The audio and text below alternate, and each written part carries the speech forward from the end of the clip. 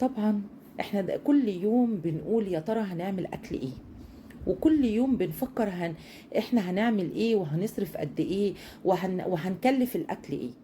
انا النهارده عملت طاجن مسقعه في منتهى الجمال، تحفه. يعني حاجه كده تفتح النفس. وطبعا انتوا عارفين البدنجان مفيد جدا جدا وكله حديد. وكانوا زمان بيعملوا المسقعه، كانوا بيعملوها بيقطعوا البدنجان كده ويشوحوه تشويحه بسيطه كده على النار. فكانت حته البدنجان بتبقى قطع كده وبتبقى تقيله قوي، دمها تقيل وما كانتش بتحط عليها لحمه. انا عملت طاجن مسقعه في منتهى الجمال، البدنجانه نفسها دايبه دوب ما تحسيش بيها تماما. ولادك هياكلوها وهم مش عارفين هم اصلا بياكلوا ايه. في ناس ممكن تاكلها مع المكرونه وفي ناس بتاكلها بالعيش. انا عن نفسي باكلها بالعيش وجنب اي حاجه كده حادقه ولا حراقه، بتبقى في منتهى الجمال. طاجن يفتح النفس. بس اوعوا تنسوني قبل ما نبدا الفيديو لايك واشتراك في القناه علشان تشجعوني وتدعموني. طبعا احنا اول حاجه هنجهز اللحمه بتاعتنا، ربع كيلو نص كيلو لحمه مفرومه زي ما انت عايزه وعلى قد مقدرتك.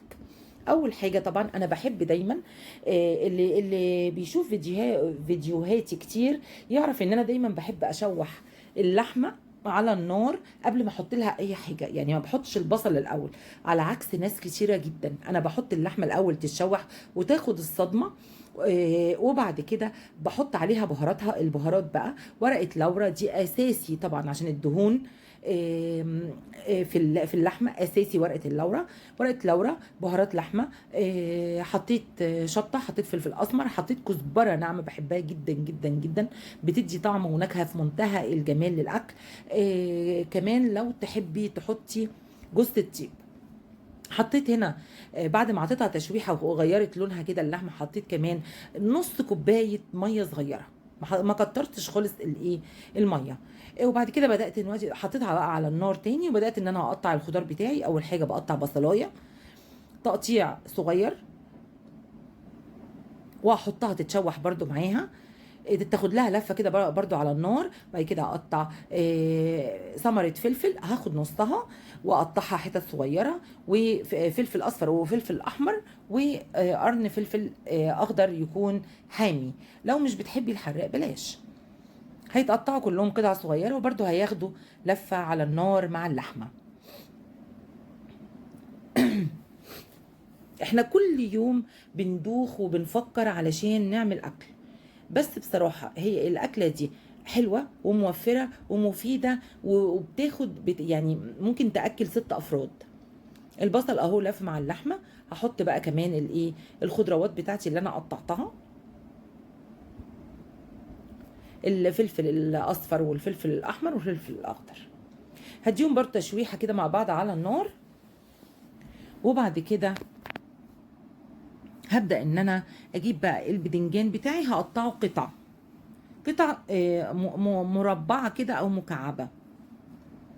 طبعا انت بتجيبي الكميه اللي انت عايزاها وتغسليها. طبعا ما تنسيش تغسلي الثمره الاول وبعد كده تقشريه. لو مش بتحبي تقشيره ما تقشريهوش. بس انا رايي ان المسقعه بتحب ان البدنجان يكون متقشر علشان ما حدش يتقرف وهو بياكل بصراحه، الاطفال بالذات. احنا هنقطع كده وهنقطع مكعبات كده على قد ايه، يعني قطعه على قد السبعين كده. واحطها بقى في مصفى واحط عليها شويه ملح عشان لو في ميه تنزل الميه دي. وبعد كده هحمره. التحمير بقى انا مش هحمره جامد، انا يا دوبك هديله اللون الاصفر، يا دوبك هديله اللون الاصفر وابدا ان انا اخلطه باللحمه بتاعتي في الطاجن. طبعا انا في اللحظات دي علشان اكون امينه معاكم انا بدي دوسه عليها كده، يعني بطلع البدنجان على ورقه مناديل بتاعه المطبخ او في مصفى، وبديله دوسه كده بالايه بال بالمعلقه بتاعتي دي. بديها كده دوسه كده بحيث ان هو ايه، يعني ايه، ينزل الزيت اللي فيه. بعد كده بخلطه ببعض وبكون عصره الطماطم. طماطم نص كيلو طماطم كده تعصريه وتحطيه. عايز تحطي معاه مثلا معلقه صلصه ماشي حطي. لو الطماطم حمرا كويسه خلاص مفيش داعي. وطبعا انا هنا متبله اللحمه ومتبلاها زي الفل. طبعا انا بقى هو بقى بيكون بالوضع ده بيكون مهري. لما بتحطيه بقى في النار بيتهرى خالص خالص خالص. بتحطيه في فرن سخن لمده نص ساعه، وبتسيبيه خالص بيشرب تماما كل الطماطم اللي فيه، وبيطلع كده حاجه كده ايه جميله، وما فيهاش كده صلصه ولا حاجه. بصي يعني الطاجن بيختم كده، انا بحب الطاجن يختم.